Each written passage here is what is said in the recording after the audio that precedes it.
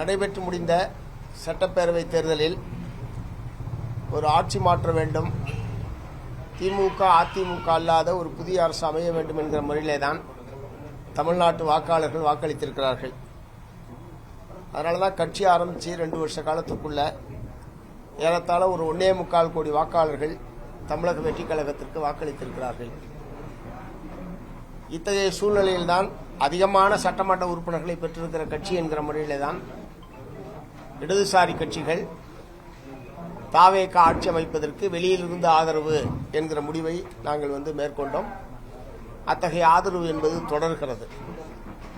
மக்கள் ஒரு ஆட்சி மாற்ற வேண்டும் என்று அளித்திருக்கிற இந்த தீர்ப்பை ஏற்க மறுத்துத்தான் இதுபோன்ற குதிரை பேரம், கழுதை பேரம் போன்றவற்றிலெல்லாம் ஈடுபட்டுக் கொண்டிருக்கிறார்கள். இந்த ஒரு ஆட்சி அதிகாரத்தில் இருந்து வெளியேற்றப்பட்ட திமுக ஆட்சி அதிகாரத்தில் இல்லாமல் இருப்பதை அவர்களால் ஏற்க முடியவில்லை. ஆகவே எப்படியாவது இந்த ஆட்சியை கவிழ்க்க வேண்டும், தாங்கள் எப்படியாவது மீண்டும் ஆட்சிக்கு வர வேண்டும் என்கிற முறையில் தான் இத்தகைய முயற்சிகள் நடைபெற்றிருப்பதாக தெரிகிறது. ஏனால் சில நாட்களுக்கு முன்பாக முன்னாள் முதல்வர் மதிப்பிற்குரிய மு.க. ஸ்டாலின் அவர்கள் அடுத்து விரைவாக தேர்தல் வரும், விரைவாக ஆட்சி மாற்றம் வரும் என்று சொல்லி அவர் பேசியதனுடைய பின்னணி என்ன என்பது இப்போதுதான் தெரிகிறது. அதற்கான ஒரு தீவிரமான முயற்சியில் அவர்கள் இருக்கிறார்கள் என்பதனுடைய வெளிப்பாடுதான் இந்த சட்டமன்ற உறுப்பினரை கோடிக்கணக்கில் விலை பேசியிருக்கிற செய்தி இன்றைக்கு வந்திருப்பதும், முறையான வழக்கு பதிவு செய்து அத்தகைய முயற்சியில் ஈடுபட்ட நபர்கள் எல்லாம் இன்றைக்கு கைது செய்யப்பட்டிருக்கிறார்கள். சட்டமன்ற உறுப்பினர்கள் தானாக விரும்பி ஒரு கட்சியில் சேருவது, இன்னொரு கட்சியில் மாறுவது என்பதெல்லாம் தமிழ்நாட்டில் சகஜமான விஷயம். இடதுசாரிகளை தவிர மற்ற கட்சிகள் ஒரு ஆளுங்கட்சியினுடைய மாறுகிற போது ஒரு கட்சியிலிருந்து இன்னொரு கட்சிக்கு போவது என்பதெல்லாம் நிறைய நடைபெற்றிருக்கிறது தமிழ்நாட்டில். அந்த முறையில் விரும்பி கட்சி மாறுவது, விரும்பி கட்சியில் சேருவது என்பது வேறு. ஆனால் இதுபோன்ற கோடிக்கணக்கான ரூபாய்க்கு விலை பேசி ஒருவரை வாங்குவது என்பதெல்லாம் நிச்சயமாக ஏற்றுக்கொள்ள முடியாத ஒரு விஷயம். ஆகவே அதில் யார் சம்பந்தப்பட்டிருந்தாலும் அவர்கள் மீது முறையாக வழக்கு பதிவு செய்து சட்டப்படியான தண்டனையை பெற்றுத் தருவதற்குரிய நடவடிக்கையை தமிழ்நாடு அரசாங்கம் மேற்கொள்ள வேண்டும் என்பதை நான் மார்க்சிஸ்ட் கம்யூனிஸ்ட் கட்சியின் சார்பில் வற்புறுத்த விரும்புகிறேன்.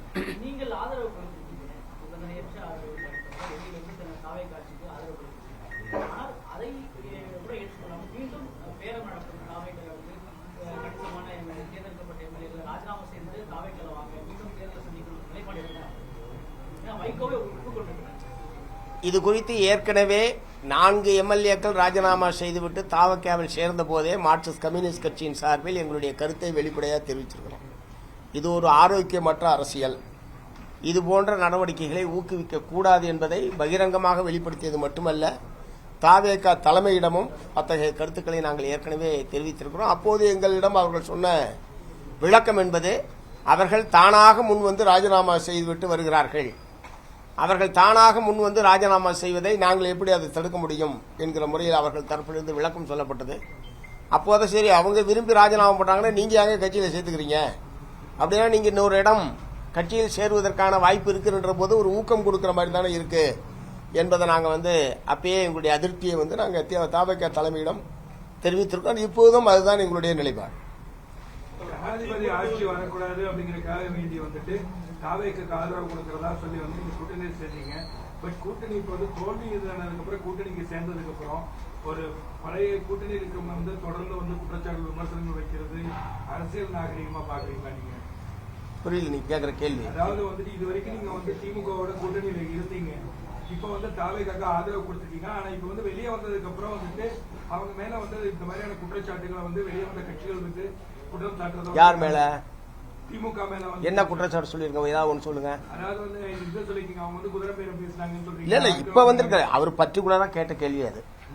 இந்த 2 மாத காலத்தில் திமுகவின் மீது நாங்கள் ஏதாவது ஒரு குற்றச்சாட்டை சிபிஎம் சார்பில் வச்சிருக்கிறோமா? எதுவுமே கிடையாது. நீங்களே ஒரு கிரியேட் பண்றீங்க. இது பர்டிகுலர் கேள்வி, குறிப்பிட்ட கேள்வி. நேற்று அதன் மீது வழக்கு என்பது பதிவு செய்யப்பட்டிருக்கிறது. அதை ஒட்டி அவர் கேள்வி கேட்கிறார், அதன் மீது பதில் சொல்றாரு. அது திமுகவின் மீது குற்றச்சாட்டு கிடையாது. வழக்கு முறையாக பதிவு செய்யப்பட்டிருக்கு. குற்றவாளிகள் அதில் ஈடுபட்டவர்கள் கைது செய்யப்பட்டிருக்கிறார்கள். முறையாக வழக்கு விசாரணை நடத்தி தண்டனை பெற்று தர வேண்டும் என்பது தானே சொல்ல முடியும், அதுதானே சொல்லணும். அது எப்படி நீங்க திமுகவின் மீது குற்றச்சாட்டு யார் சொல்றீங்க? எஸ், அதனுடைய விளைவுதான் திமுகவும் அதிமுகவும் சேர்ந்து ஆட்சி அமைப்பது என்கிற கருத்தை எங்கள் முன்னால் அவர்கள் வெளிப்படுத்தியது என்பது அதனுடைய விளைவுதான், அதனுடைய தொடர்ச்சி தான் இது. அதுல எங்களை போன்றவர்கள் அதில் ஒத்துழைக்கல, ஏற்கல. எங்களை போன்றவர்கள் அந்த கருத்தை ஏற்கவில்லை. நாங்கள் ஏற்காதது மட்டுமல்ல, திமுக அதிமுகவில் இருக்கக்கூடிய பலரும் அந்த யோசனையை ஏற்கவில்லை. நாங்களும் அதை ஏற்கல. இருந்தாலும் நாங்களும் அதை ஏற்கவில்லை. இருப்பினும் இன்னமும் அவர்கள் அந்த முயற்சி தோல்வி அந்த எங்களோடு, அதாவது ஏற்கனவே இருந்த தோழமை கட்சிகளிடம் இந்த கருத்து ஏற்கப்படவில்லை என்கிற நிலையில் வேறு வழிகளை அவர்கள் முயற்சிக்கிறார்கள் என்பதுதான். சொல்லுங்க சார், நீங்க ஏதோ கேட்டீங்க. இல்ல, மாற்றத்தை விரும்பல அப்படின்னா நீங்க கூட்டணி இருக்கும்போது மாற்றத்தை விரும்பித்தான் இருந்தீங்களா? கூட்டணியில திமுக கூட்டணியில இருந்தீங்க, அப்ப இவங்க மாற்றத்தை இவங்க விரும்பலன்னா நீங்களும் அதை விரும்பல தானே? தேர்தல் முடிவை பத்தி தான் சார் சொல்றேன். என்ன கேள்வியே பிரியம் சார், தேர்தல் முடிவு என்ன, அதை ஒட்டி தான் அந்த கருத்து சொல்றோம்.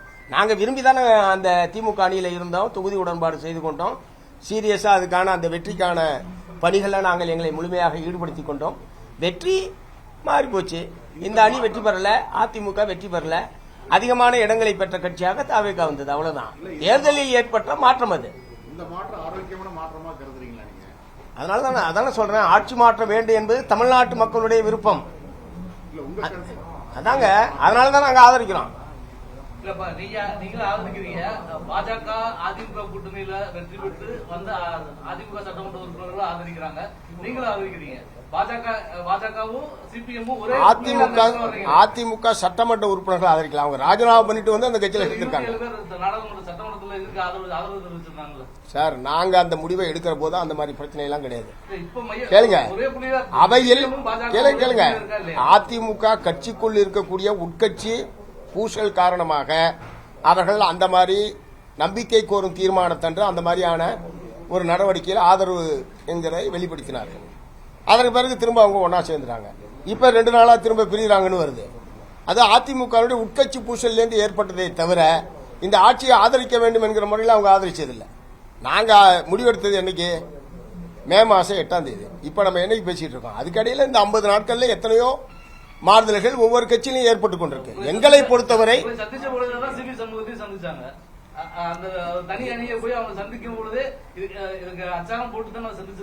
மு.க. ஸ்டாலின் தான் சந்திச்சாங்க. யாரை சொல்ல மாட்டேறீங்க? மு.க. ஸ்டாலின் சார், நான் கேட்கறது சொல்லுங்க சார். திரு மு.க. ஸ்டாலின் அவர்களையும் போய் சந்திச்சார்ல. ஏங்க, நான் கேட்கறதுக்கு நீங்க பதில் சொல்ல மாட்டேறீங்க சார். அப்பயே நான் கருத்து சொல்லியிருக்கேன். இவரை பார்த்ததுல எடப்பாடி அவர்களையும் அவர் சந்தித்திருக்க வேண்டும். எல்லா கட்சி தலைவர்களையும் சந்திப்பதுதான் நோக்கம் என்று சொன்னால் இது திரு எடப்பாடி அவர்களையும் அவர் சந்தித்திருக்க வேண்டும் என்பதுதான் அப்போது நாங்கள் சொல்லியிருக்கோம். ஆனா அதுக்கு அவங்க தரப்புல இருந்து சொன்னது, நாங்கள் அப்பாயின்மெண்ட் கேட்டோம், அவங்க அப்பாயின்மெண்ட் தரலன்ற மாதிரி அவங்க தரப்புல இருந்து தகவல் சொன்னாங்க. அதாவது தாவேகா தரப்புல இருந்து. அவ்வளவுதான். அதுல அவரையும் சந்திச்சிருக்கலாம். அதுல எல்லாம் ஒரு பெரிய பிரச்சனை. 2 மாத கால தாவேகா ஆட்சியுடைய செயல்பாடுகள் எப்படி இருக்கு, அமைச்சருடைய செயல்பாடுகள் எப்படி இருக்கு? ஏன்னா போதைப் பொருள் பயன்படுத்தினதா ஒரு குற்றச்சாட்டு அமைச்சர் மேல ஒண்ணு வச்சிருந்தாங்க. அதுக்கு அவரும் அமைச்சரும் விளக்கம் கொடுத்திருந்தாரு. எப்படி பாக்குறீங்க சொல்ல? இல்ல, அரசுடைய நடவடிக்கை என்பது வேற, அமைச்சருடைய தனிப்பட்ட செயல்பாடு சம்பந்தமா கேட்கறதுனா வேற. நீங்க எதை கேக்குறீங்க? அமைச்சர் இல்ல, அரசுடைய செயல்பாட்டை பொறுத்த வரைக்கும் தேர்தலில் கொடுத்த ஒரு சில வாக்குறுதிகளை நிறைவேற்றுவது என்கிற முறையில் சில அறிவிப்புகளை வெளியிட்டு அது நடைமுறைக்கு வந்திருக்கிறது. சிங்கப்பெண் படை, அதே மாதிரி விவசாய கடன் தள்ளுபடி, இப்படி சில அறிவிப்புகள் ஏற்கனவே அவர்கள் கொடுத்த வாக்குறுதியை நிறைவேற்றுவது என்கிற முறையில் நடைமுறைப்படுத்தியிருக்கிறார்கள். இன்னும் நிதிநிலை அறிக்கை வரும்போதுதான் அது முழுமையாக என்ன மாதிரியான பொருளாதார கொள்கையை கடைபிடிக்கப் போகிறது. ஏற்கனவே திமுக ஆட்சி காலத்தில் உதாரணத்துக்கு தொழிலாளர்கள் சம்பந்தப்பட்ட பிரச்சனை, அரசு ஊழியர் ஆசிரியர் சம்பந்தப்பட்ட பிரச்சனைகள் அல்லது பணி நியமனங்கள், அது பூரா ஒப்பந்தம் வெளிமுகமை என்கிற முறையில் தான் பெரும்பாலும் திமுக ஆட்சி காலத்தில் இருந்தது. அப்போதே நாங்கள் அதை அனைத்தையும் எங்களுடைய எதிர்ப்பை நாங்கள் தெரிவிச்சிருக்கோம், போராட்டமும் நாங்கள் நடத்தியிருக்கிறோம்.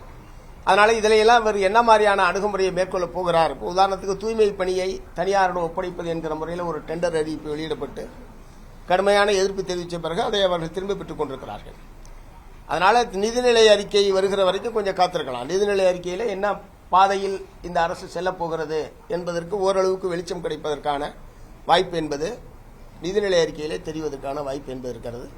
நேற்று நாங்கள் மாண்புமிகு முதலமைச்சர் அவர்களை சந்தித்த போதும் பல்வேறு கருத்துக்களை, கோரிக்கைகளை முதலமைச்சர் அவரிடத்தில் தெரிவித்திருக்கிறோம். அவற்றையெல்லாம் நிதிநிலை அறிக்கை அநேகமாக இந்த மாத இறுதியில் தமிழ்நாடு அரசனுடைய நிதிநிலை அறிக்கை என்பது சமர்ப்பிக்கப்படும் என்கிற முறையில் அவங்க சொல்லியிருக்காங்க. ஸோ அது வரைக்கும் காத்திருக்கலாம். பட் இதுவரைக்கும் பொதுவாக இந்த இதுவரைக்கும் அறிவிச்சிருக்கிற அறிவிப்புகள் அதுலேயும் எங்களுக்கு குறைபாடுகள் இருக்குது. உதாரணத்துக்கு சிங்கப்பெண் படையை எடுத்துக்கிட்டிங்கன்னா அதில் இருக்கிறவங்க எல்லாருமே ஏற்கனவே காவல்துறையில் பணியாற்றவர்கள் தான். இதுக்குன்னு தனியாக ஒன்றும் வெளியிலேருந்து புதுசாக ட்ரைனிங் கொடுத்தலாம் பணி நியமனம் என்பது செய்யப்படலை. ஆகவே அவங்க பழைய காவலர்களாகவே தான் இருக்கிறார்கள்.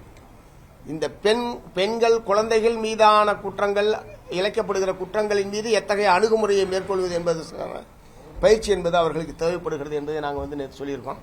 அதை முதலமைச்சர் ஏற்றுக்கொண்டிருக்கிறார். அந்த மாதிரி பல விஷயங்கள் நேற்று ஒரு நீண்ட நேரம், ஒரு அரை மணி நேரத்திற்கு மேலாக முதலமைச்சரோடு தமிழ்நாட்டில் இருக்கக்கூடிய பல்வேறு பிரச்சனை சம்பந்தமாக பேசியிருக்கோம். இப்போ மேகதாட்டில் நடுவர் மன்றம், புதிதாக ஒரு நடுவர் மன்றம் என்பதில் எங்களுக்கு ஏற்புள்ள அது சொல்லியிருக்கோம். அது உண்மையிலேயே அரசின் தரப்பில் நியாயமான இதாக கூட உங்களுக்கு இருக்கலாம். பட் ஒரு கருத்தொற்றுமையை ஏற்படுத்துவதற்கான முயற்சியை தமிழ்நாடு அரசாங்க தரப்பிலிருந்து மேற்கொண்டிருக்க வேண்டும்.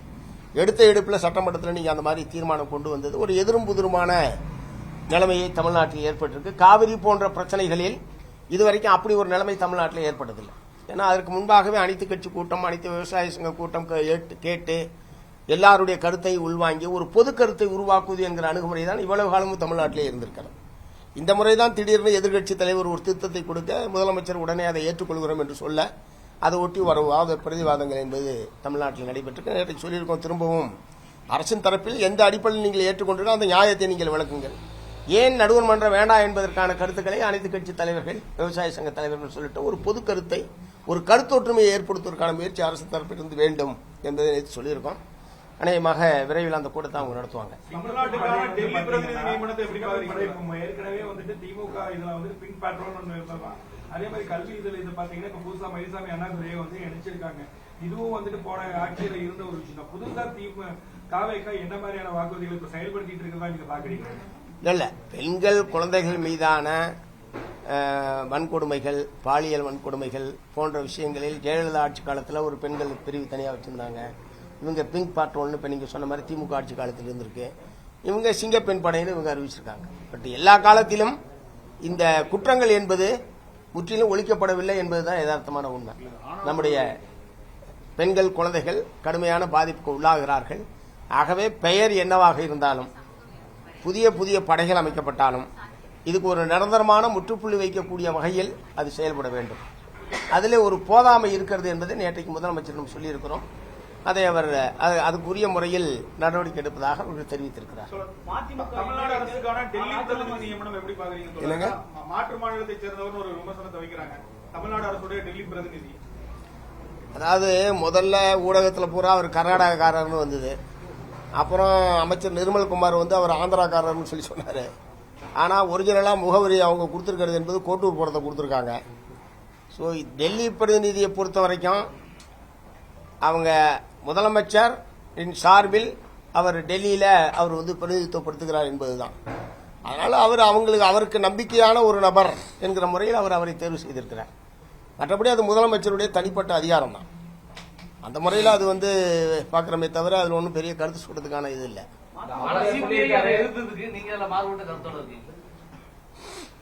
ரைட், அந்த கட்சி தனிச்சையா சுயேட்சையா ஒரு கருத்து சொல்றதுக்கு ரைட் இருக்கு தானே. முதல்ல அப்படிதான் வந்தது. இப்ப அதுல போய் பாத்தீங்கன்னா கோட்டூர் அட்ரஸ் தான் இருக்கு. அதான் நான் சொன்னேன், முதலமைச்சருடைய தனிப்பட்ட அதிகாரத்துக்கு உட்பட்டது. அவருக்கு நம்பிக்கையான ஒரு நபரை டெல்லியில இருக்க வேண்டும் என்று அவர் கருதி அவர் நியமனம் செய்திருக்கிறார். அதுல ஒன்னும் பெரிய விவாதத்துக்குரிய விஷயம் அல்ல. இல்ல இல்ல, அவர் தகுதியான, அவருடைய தகுதியை பற்றி எனக்கு தெரியாதுங்க. அவரு ஒரு சினிமா தயாரிப்பாளர் என்கிற முறையில தான் வெளியில அவருக்கு தெரியும். மற்றபடி அதற்கு மேற்கொண்டு அவர் என்னன்றது அவங்க தான் சொல்லணும். தமிழகத்தின் பல்வேறு நலன் சார்ந்த விஷயங்கள்ல ஆரம்ப கட்டத்திலிருந்தே போராட்டத்தில் ஈடுபட்டு வரக்கூடிய ஒரு கட்சி, ஒரு கர்நாடகத்தை சார்ந்தவராகட்டும், ஆந்திராவை சார்ந்தவராகட்டும், வெளிமாநில பிரதிநிதி தமிழகத்திற்கான பிரதிநிதியா டெல்லியில இருக்கும்பொழுது தமிழகத்தின் பிரச்சனைகள் தீர்க்கப்படும் நீங்க நம்புறீங்களா? அவர் மூலமா எந்த பிரச்சனையும் தீர்க்கப்பட போறது இல்ல. அவர் மூலமா எந்த பிரச்சனையும் அங்க முன்வைக்க போறதும் இல்ல. இவ்வளவு நாள் இருந்த ஏற்கனவே இருந்த டெல்லி பிரதிநிதிகள் எப்படி இருந்தாங்கன்னு உங்களுக்கே தெரியும். கோயம்புத்தூரை சார்ந்தவர் இருந்திருக்காரு, ஏற்கனவே தோழர் AKS விஜயன் திமுக ஆட்சி காலத்தில் இருந்திருக்காரு, SKT ஜக்கையன் இருந்திருக்காரு, நரசிம்மன் இருந்திருக்காரு. அவங்கெல்லாம் என்ன பிரச்சனை தீர்த்தாங்க, எதில் தலையிட்டாங்க? ஸோ இது ஒரு என்ன சொல்றது, இது ஒரு இடைக்காலத்தில் தான். ஒரு காலங்காலமாக இந்த டெல்லி பிரதிநிதின்னு தனியாக ஒரு நபரை போடுறது என்பது காலங்காலமாக இருந்தது கிடையாது. ஏற்கனவே IAS ஆஃபீஸர்ஸ் தான் இருந்திருக்காங்க. ஏதோ ஒரு இடைப்பட்ட காலத்தில் கட்சியில் இருக்கிற ஒருவருக்கு ஒரு பொறுப்பு தர வேண்டும் என்கிற முறையில் திரு MGR காலத்திலேயோ ஜெயலலிதா அவர் அம்மையார் காலத்திலேயோ தான் அது கொண்டு வந்தாங்கன்னு நினைக்கிறேன். கரெக்டாக எனக்கு வருஷம் தெரியல. இடைக்காலத்தில் ஏற்பட்ட ஏற்பாடு. ஸோ அதனால இவங்க தான் எல்லாத்தையும் டெல்லியோட இருக்கிற சகல பிரச்சனைகளையும் தீர்க்கக்கூடிய ஒரு பொறுப்புல இவங்க தான் இருக்காங்க என்ற மாதிரியான ஒரு அதிகாரத்தையெல்லாம் நாமளா வழங்க வேண்டிய அவசியம் இல்லை. அப்படி யாரும் நடந்துகிட்டதும் கிடையாது. தமிழ்நாடு அரசு முதலமைச்சர் தான், அது மத்திய அரசாங்கத்தோடு இருக்கிற எதுவாக இருந்தாலும் இவர்களை மீறி இன்னொரு நபர் அங்கே எல்லாத்திலையும் தலையிடுவார், முடிவெடுப்பார் என்ற நிலைமையெல்லாம் கிடையாது. இதுக்கு முன்னாடி அப்படி அனுபவமும் கிடையாது, இருந்தவங்களும் அப்படி செஞ்சது கிடையாது. அதிமுக MLA ராஜினாமா செஞ்சுட்டு வாங்க, நானே தேர்தல் பிரச்சாரம் பண்றேன் சொல்லுவாங்க. இப்ப திமுக லஞ்ச ஒழிப்புத்துறைக்கும் ஆளுநரும் கடிதம் எழுதியிருக்காங்க, இதுக்கு முறையான விசாரணை நடத்தணும் அப்படின்னு சொல்லியிருக்காங்க. இது விரைந்து நடவடிக்கை இல்லையா? அடுத்த நாள் திரு வைகோ அவர்கள் அதை நான் அப்படி சொல்லணும்னு சொல்லி மறுத்திருக்காரு. ஏன்னா அங்கே என்ன நடந்து ஊடக நண்பர்கள் தான், அங்கே இருக்கிற ஊடக நண்பர்கள் அவங்கள்ட்ட தான் அது வெளியே வந்தது. மறுநாளே திரு வைகோ அவர்கள் அதை மறுத்திருக்காங்க. நான் அப்படி சொல்லவில்லை, நேரம் இருந்தால் பிரச்சாரத்தை வருகிறேன் என்று சொன்னார் என்ற முறையில் திரு வைகோ அவர்கள் மறுத்திருக்கிற நிலையில் அதன் மீது இப்போது கருத்து சொல்றது பொருத்தமா இருக்கு. டாஸ்மாக் கொள்ளையில் தொடர்ச்சியாக 10 ரூபாயில கவனம் செலுத்துற அரசு தனியார் கல்லூரி பள்ளிகள்ல பல லட்சங்கள் வாங்கப்படுறத கண்டுக்கிறது இல்லைன்னு ஒரு குற்றச்சாட்டு. இல்ல கல்வி கட்டணங்கள் சம்பந்தமாக வெளிப்படையாக அரசு தீர்மானித்திருக்கிற கட்டணங்கள் ஒவ்வொரு பள்ளி வாசலிலேயும் வெளிப்படையாக வைக்க வேண்டும் என்கிற உத்தரவை இந்த அரசு தான் போட்டது. இல்ல அது நான் நடத்த சொல்லுவோம். ஒருவேளை அரசு நிர்ணயித்த கட்டணத்தை மீறி பள்ளிகளில் வசூலிக்கப்படுகிறது என்று சொன்னால் அதன் மீது தமிழ்நாடு அரசாங்கம் நடவடிக்கை எடுக்க வேண்டும் என்பதை நான் சொல்றேன். பட் வெளிப்படையாக அது வைக்க வேண்டும் என்பதை எதிர்த்து தனியார் பள்ளி நிர்வாகங்கள் உயர்நீதிமன்றத்துக்கு சென்றிருக்கிறார்கள். இந்த அரசுடைய இந்த அறிவிப்பை எதிர்த்து அரசு ஒரு கட்டணத்தை தீர்மானித்ததற்கு பிறகு அதற்கு விரோதமாக அதுக்கு எதிராக கூடுதலாக வசூலிப்பது என்பது தவறானது.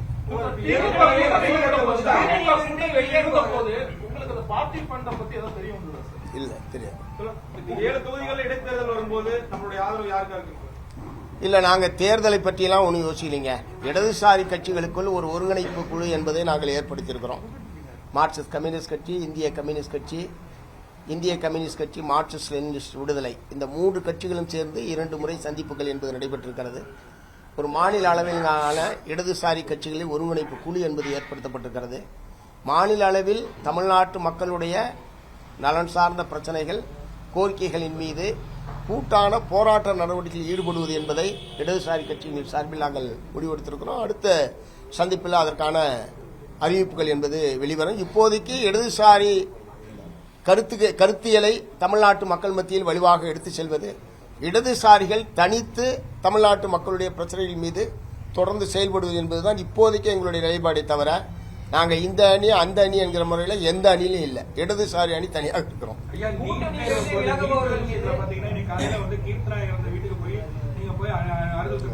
நீட் தேர்வோட சம்பந்தமா தமிழக அரசு இது எந்த ஒரு அறிக்கை முழுமையா எதிர்விடல. உங்களோட நிலைப்பாடு இதுக்கு நீங்க அரசுக்கு என்ன வலியுறுத்த போறீங்க? இல்ல, தமிழ்நாட்டுக்கு நீட் தேர்விலிருந்து விதிவிலக்கு அளிக்க வேண்டும் என்பது தமிழ்நாட்டில் இருக்கக்கூடிய அனைத்து கட்சிகளுடைய கோரிக்கை. இதுல வேற யாரும் மாறுபட்டு எந்த விதமான நிலைப்பாடு மேற்கொள்ளவில்லை. இதை தொடர்ந்து நாங்கள் வற்புறுத்திட்டு இருக்கிறோம். தொடர்ந்து பல்வேறு கூட்டு போராட்டங்கள் என்பது நடைபெற்றிருக்கிறது. இப்போதும் அதுதான் நாங்கள் வற்புறுத்தணும். எல்லாருமே அதுதான் வற்புறுத்த விரும்புகிறோம். தமிழ்நாட்டிற்கு நீட் தேர்விலிருந்து விதிவிலக்கு அளிக்க வேண்டும் என்பதுதான் தாவேக்காவும் அதுதான் சொல்லியிருக்காங்க. முதலமைச்சர் அதான் சொல்லியிருக்காரு. இந்த மரணங்கள்லாம் ஏற்பட்ட போது முதலமைச்சர் அதுதான் திரும்ப வற்புறுத்தியிருக்கிறாரு. எல்லோருமே அதை வற்புறுத்துறோம். நம்முடைய குழந்தைகள் இந்த மாதிரி அநியாயமான முறையில் இந்த மாதிரி தற்கொலை செய்து கொள்வது, மரணமடைவது என்பது மிகப்பெரிய துயரம். அந்த குடும்பத்தை முகத்தை போய் எங்களால் பார்க்க முடியல. அவங்களுடைய தாயார் கடுமையாக மனநிலை பாதிக்கப்பட்டு மிக கொடுமையான அவஸ்தையில் இருக்கிறார். இன்னைக்கு காலையில் போய் அவங்கள பார்த்துட்டு வந்தோம். கீர்த்தனாவனுடைய மரணத்தை ஒட்டி அதுக்கப்புறம் அடுத்தடுத்து 4 மாணவர்கள் அடுத்தடுத்து தற்கொலை செய்து கொண்டது என்பது தமிழ்நாட்டை மிகப்பெரிய அதிர்ச்சிக்கு உள்ளாக்கிய ஒரு விஷயம். ஆகவே நீட் தேர்வுக்கு முற்றிலும் முற்றுப்புள்ளி வைக்க வேண்டும் என்பதுதான் எல்லோருடைய விருப்பமும். அது தொடர்ந்து நாம் வற்புறுத்தோம். பிரச்சனை என்னன்னா கான்கரண்ட் லிஸ்ட்டில் கல்வி இருந்தாலும் மத்திய அரசாங்கம் தன்னுடைய அதிகாரத்தை பயன்படுத்தி இந்த மாதிரியான அத்துமீறிய நடவடிக்கையில் அவங்க தொடர்ந்து ஈடுபட்டுக்கிட்டு இருக்கிறாங்க. இது ஒரு மிகப்பெரிய மன அழுத்தத்தை மாணவர்களுக்கு கொடுக்கிறது. வெற்றி பெற முடியாமல் அது இந்த முறை தேர்வில் நடைபெற்ற முறைகேட்டின் காரணமாக வினாத்தாள் வெளியானது உள்ளிட்ட முறைகேடுகள் காரணமாகத்தான் இந்த மரணங்கள் ஏற்படுறதுக்கான காரணம். ஏற்கனவே எக்ஸாம் எழுதாது முறையாக நடத்தாதது, கியூட் தேர்வு முறையாக நடத்தலை, நீட் தேர்வு முறையாக நடத்தலை, சிபிஎஸ்இ எக்ஸாமுடைய தேர்வு தாளை முறையாக திருத்தறதில்லை. இப்படி எதற்குமே தகுதியற்ற ஒரு அரசாக ஒன்றிய பிஜேபி அரசாங்கம் இருக்கிறது. அதனால தான் தர்மேந்திர பிரதான் கல்வி அமைச்சர் ராஜினாமா செய்ய வேண்டும் என்கிற குரல் நாடு முழுவதும் எதிரொலித்துக் கொண்டிருக்கிறது. தொடர்ச்சியான போராட்டம் என்பது டெல்லியில் நடைபெற்றுக் கொண்டிருக்கிறது. இவ்வளவு பெரிய பாதிப்பை உண்டாக்கிவிட்டு கொஞ்சம் கூட கூச்சநாச்சம் இல்லாமல் அவர் மந்திரி பதவியாக தொடருவது என்பது எப்படி ஏற்க முடியும்? அதனால நீட் தேர்வை ரத்து பண்ணுன்றதுதான் எல்லோருடையதும். 7.5% உள்ளொதுக்கீடா தமிழ்நாட்டில் இடைக்கால நிவாரணமா இருந்துகிட்டு இருக்கு. அது 10% வரைக்கும் உயர்த்தலாம் அப்படிங்கிற அது மாநில அரசுக்கே வாய்ப்பு இருக்கும்போது அதை சிபிஎம் வலியுறுத்தும்.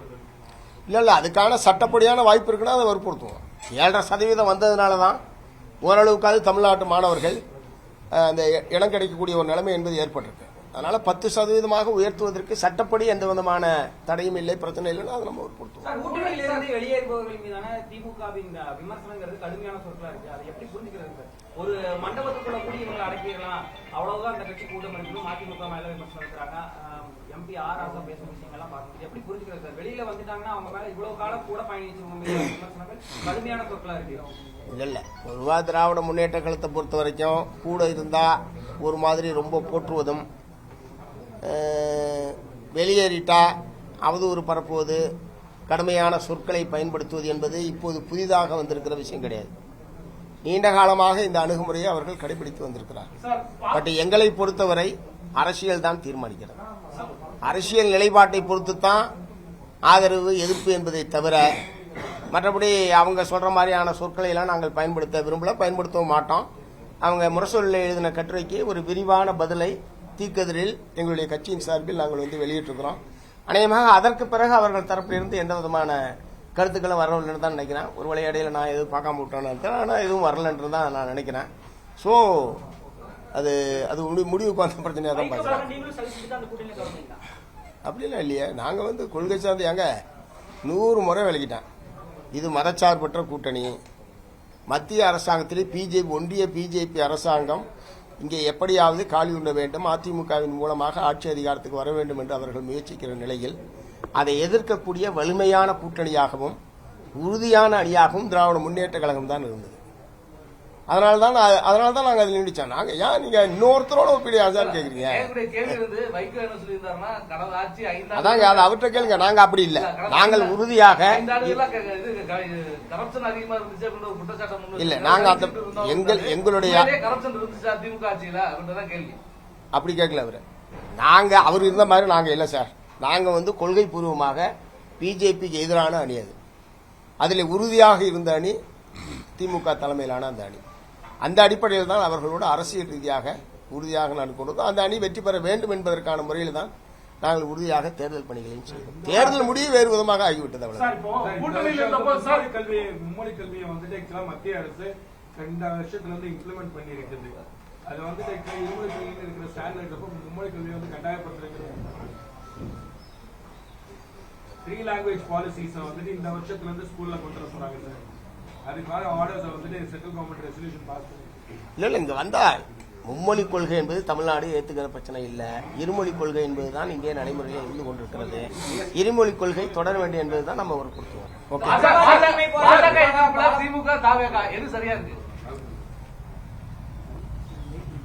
திரு விஜய் அவர்கள் எங்களிடம் ஆதரவு கேட்டபோது அல்லது அவர்கள் எழுத்துப்பூர்வமாக எங்களிடம் ஆதரவு கேட்டு கடிதம் கொடுத்த போதும் என்னுடைய ஆட்சி ஒரு மதச்சார்பற்ற அரசாக இருக்கும் என்கிற உறுதிமொழியை எங்களிடம் கொடுத்திருக்கிறார். மதச்சார்பற்ற அரசாக அது செயல்படும் என்கிற அடிப்படையில் தான் நாங்களும் ஆதரவை கொடுத்திருக்கோம். அந்த இது தொடர்ற வரைக்கும் எங்க ஆதரவுலையும் பிரச்சனை இருக்காது. திமுக கூட்டணியில் இருந்த போது பார்ட்டி ஃபண்ட் பத்தி தெரியாதுன்னு சொல்லிட்டீங்க. ஆனா இப்ப சிஎம்டிஏ, கல்வி, டாஸ்மாக் எல்லாத்துலயும் பார்ட்டி ஃபண்ட் இருக்குன்னு தாவேக்கா அரசு ப்ரூவ் பண்ணிட்டு இருக்காங்க. இப்ப கூட்டணியில் இருந்தது இப்ப அதிர்ச்சி அளிக்குதா, வருத்தம் அடையுறீங்களா? எதுவுமே நான் ஆகல, எதுவுமே ஆகல சார். அது ஒரு ஆளுங்கட்சி எதிர்கட்சி மாறி மாறி ஆட்சிக்கு வருகிற போது கடந்த காலத்தில் இந்த அதிமுக இல்லாமல் திமுக வந்த போது இந்த மாதிரியான குற்றச்சாட்டுகள் எதிர் குற்றச்சாட்டுகள் இப்படிலாம் நிறைய வந்திருக்கு. பட் எல்லாமே நிரூபிக்கப்படணும். அவ்வளவுதான். எங்களுக்கு 1000 கோடியை வந்து டாஸ்மாகோட பார்ட்டி ஃபண்டை வந்து ஜியோ போட்டிருக்காங்க. அப்ப நிரூபிக்கப்படலைன்னு நினைக்கிறீங்களா? நிரூபிக்கப்படணும் சார். அதாவது ஊடகங்கள்ல வரக்கூடிய செய்திகளுக்கு பூராத்துக்கும் இல்ல ஜியோவே போட்டிருக்காங்க சார். என்னன்னு டாஸ்மாகோட பார்ட்டி ஃபண்டை வந்து கவர்மெண்டோட நிதியில கொண்டு வந்திருக்காங்க. இல்ல அந்த மாதிரி பலது அவங்க சொல்லியிருக்காங்க. இந்த மாதிரி பலது சொல்லியிருக்காங்க. அதாவது வேறு வேறு இடங்களுக்கு சென்ற அதெல்லாம் வந்து அரசனுடைய கஜானாவுக்கு வரும் அப்படின்னு பொதுவாக அவங்க சொல்லியிருக்காங்க. கொண்டு வரலாமா சார்? அப்படி கொண்டு வரலாமா? டாஸ்மாக்ல வரக்கூடிய பார்ட்டி பண்ண அரசுக்கு திருப்பி விட்டுருக்குன்னு சொல்றாரு. அது சரியா முறையாது? இல்ல இல்ல, ஏன் பார்ட்டிக்கு போகணுன்றீங்களா? இல்ல இல்ல, பார்ட்டி இல்ல நீங்க சொல்லுங்க. இல்ல இல்ல சார், நேர்மையான ஆட்சி நடைபெற வேண்டும் என்பதுதான் மக்களுடைய விருப்பம். எந்த ஆட்சியாக இருந்தாலும் அப்படி ஏதாவது தவறுகள் நடந்திருந்தால் அவங்க முறையா விசாரணை நடத்தி நடவடிக்கை தான் எடுக்கணும். அதான புதிய ஒரு அரசு வந்திருக்கு, முறையா விசாரணை நடத்தி நடவடிக்கை எடுக்கணும். அதுதான் நம்ம வந்து வற்புறுத்த முடியுமே தவிர அதுக்கெல்லாம் ஆதார ஆவணங்களை தேடி இது உண்மை இது பொய் அப்படின்னு சொல்லி ஒரு உறுதியான முறையில் இப்போது பதில் சொல்ற இடத்துல நான் இல்ல. பார்ட்டி ஃபண்ட் கொடுத்தவங்க மேலே நடவடிக்கை எடுத்திருக்கணும், வாங்கினவங்க மேலே நடவடிக்கை எடுத்திருக்கணும். அதை விட்டுட்டு அந்த பார்ட்டி ஃபண்டை வந்து அரசு கஜானாக்கு கொண்டு வருது அப்படின்றது லஞ்சத்தை நேரடியா அரசுக்கு கொண்டு வரதான கணக்கு. சொல்லுங்க சார். அணுக்கனிம சுரங்கத்திற்கு ஓராண்டுக்கு ஆதரவளிக்க வகையில தாவேக்கா அரசு எல்லாரும் கண்டனம் தெரிவிச்சாங்க. இல்ல அது ரொம்ப தவறு சார். அந்த அணு கனிம சுரங்கத்திற்கு அந்த அனுமதியை நீட்டித்திருப்பது என்பது ரொம்ப ரொம்ப தவறானது. கன்னியாகுமரி மாவட்டம் ஏற்கனவே கனிம வள கொள்ளையினால் கடுமையாக பாதிக்கப்பட்டிருக்கிற ஒரு மாவட்டம். கடந்த ஆட்சி காலத்தில் கடுமையாக பாதிக்கப்பட்டிருக்கிற ஒரு மாவட்டம். இந்த கனிம வள கொள்ளையெல்லாம் தடுத்து நிறுத்துவோம் என்று சொல்லித்தான் இவர்கள் ஆட்சிக்கு வந்திருக்கிறார்கள். இத்தகைய சூழ்நிலையில் கன்னியாகுமரி மாவட்டத்தில் அணு கனிமக்கரை சுரங்கத்திற்கு அனுமதி நீடித்திருப்பது என்பது தவறானது. அந்த அனுமதியை தமிழ்நாடு அரசாங்கம் திரும்ப பெற வேண்டும். நாளைக்கு அங்கதான் போறேன்.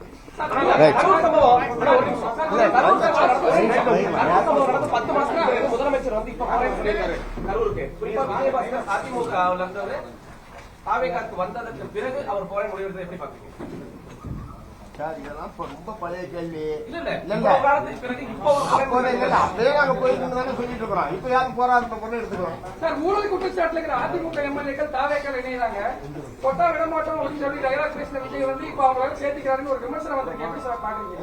ஏற்றுக்கிட்டாலும் நடவடிக்கை எடுக்கணும்.